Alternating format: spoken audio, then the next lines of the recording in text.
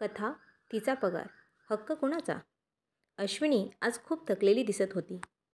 तिची मानसिक अवस्थासुद्धा बरोबर नव्हती. त्यामुळे तिला 2 दिवस शाळेत रजा टाकावीशी वाटली.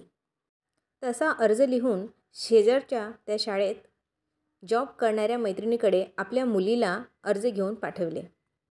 मुलगी म्हणाली, वसुधा मावशी, माझ्या आईची तब्येत बरी नाही. उद्याचा व परवाचा 2 दिवसाच्या रजेचा अर्ज तिने तुमच्याकडे शाळेतल्या मुख्याध्यापकांना द्यायला दिलेला आहे. अश्विनीच्या इयत्ता 7वीत असलेल्या मुलीने वसुधाला सांगितले.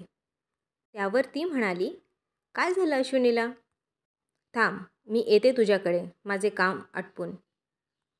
तशी वसुधा अश्विनीकडे गेली. अश्विनीने एक 10 बाय 10ची खोली भाड्याने घेतली होती राहायला. तिथे एक बेड, छोटा स्टोव व स्वयंपाकाची भांडी होती. तिथून शाळेत जायला सोपं व्हायचं व मुलगीसुद्धा त्याच शाळेत बरोबर सोबत घेऊन जायची. ती बेडवर वाचनीय पुस्तकं व मुलीची अभ्यासाची पुस्तकं होती. बस एवढंच काय त्या खोलीचं सौंदर्य. त्या खोलीने सुद्धा अश्विनीच्या त्या छोट्या संसाराला कवीत घेतलं होतं.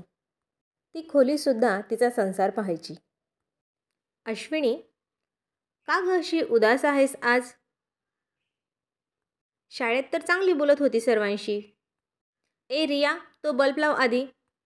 संध्याकाळ झाली आहे आणि या सांजपारी तुझी आई बेडवर लोळत आहे. कसं वाटतं ते? अगं, या रियाला सुद्धा तुझी काळजी वाटते आहे. वसुधा, मला आज यांची खूप आठवण येते आहे.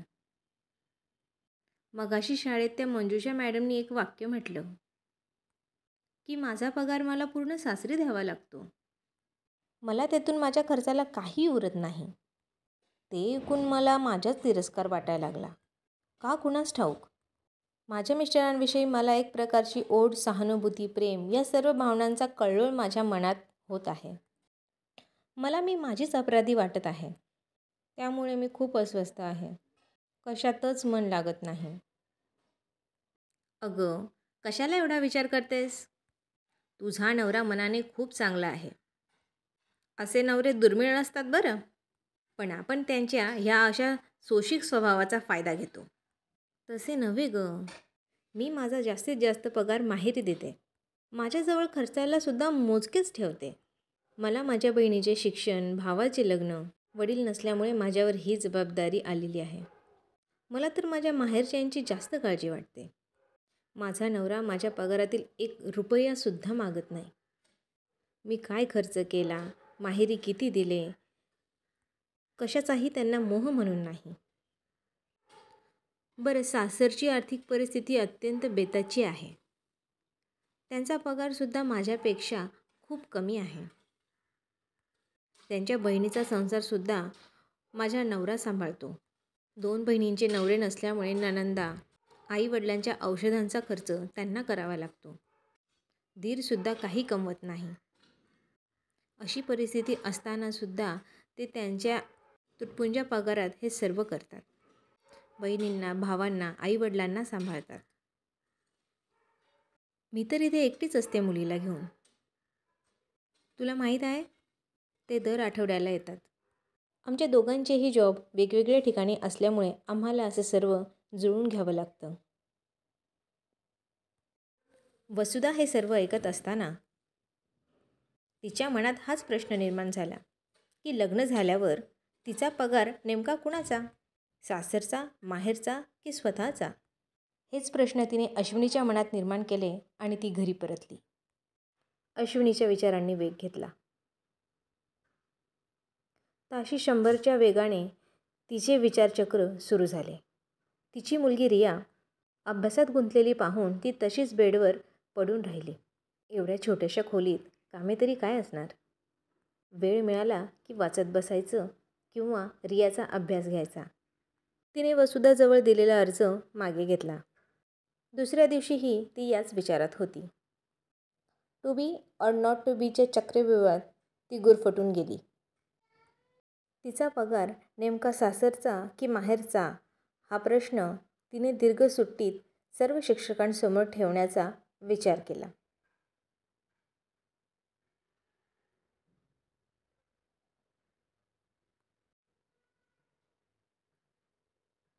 दुपारचा लंच टाईम आटोपला. फावल्या वेळेत सर्व शिक्षक व मुख्याध्यापक कोणत्या तरी विषयावर चर्चा करीत. आज अश्विनीने सर्वांसमोर सहज वाटेल असा प्रश्न मांडला. ती म्हणाली, का हो सर, लग्न झाल्यावर त्या मुलीच्या पगारावर कुणाचा हक्क असेल बरं?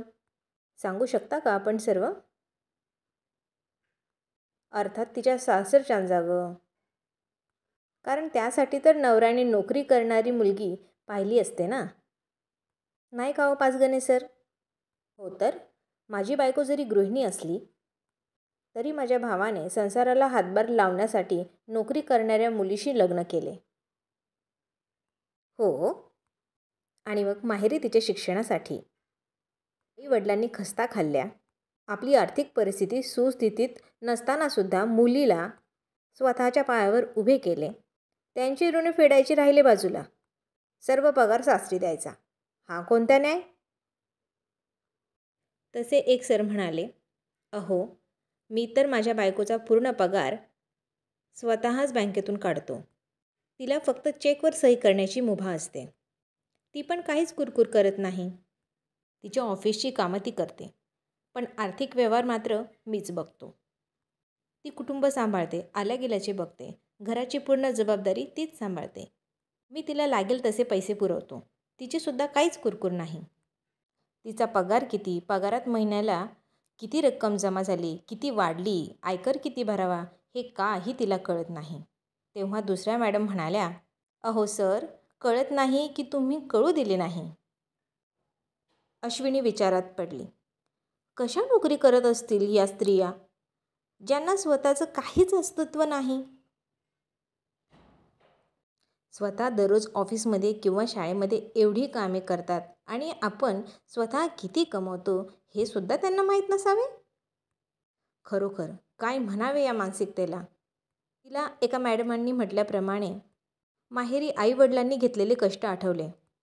तिचे शिक्षण झाले असल्यामुळेच तिचा आत्मविश्वास वाढला होता हेही तिला माहीत होते. तिची वैचारिक पातळीसुद्धा वाढली होती. लग्न झाल्यावरही ती माहेरीच पैसे पुरवायची.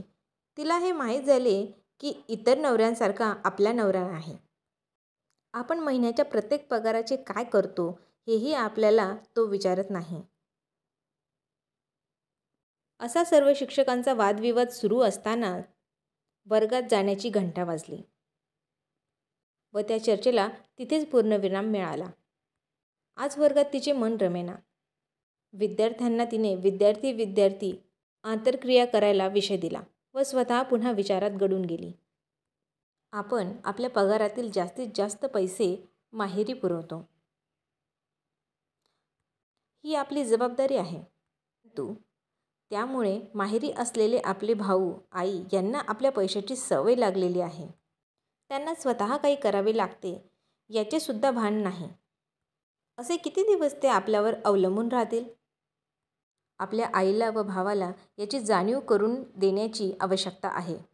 तसेच आपण स्वतः असं मन मारून स्वतःसाठी काहीही घेत नाही. मुलीला सुद्धा मोजक्याच गरजांमध्ये भागवतो, हे काही बरोबर नाही.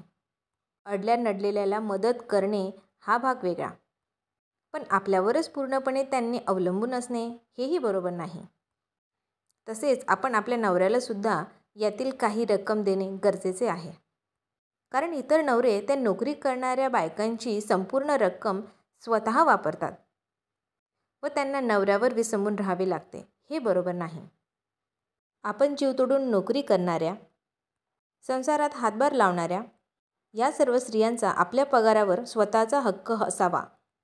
स्वतः पगाराची रक्कम काढून ती कुणाला द्यावी, कशी वापरावी हे संपूर्ण तिच्यावर अवलंबून असावे असे तिला वाटायला लागले.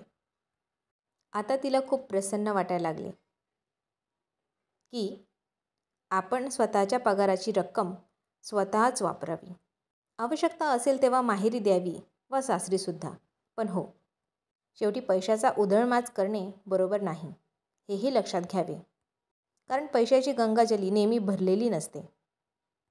ती कधी रिकामी होईल हे सांगता येत नाही. तेव्हा मात्र आपल्या मेहनतीचा पैसा जपून वापरावा हे मात्र तितकेच खरे. छाया राऊत, बर्वे, अमरावती.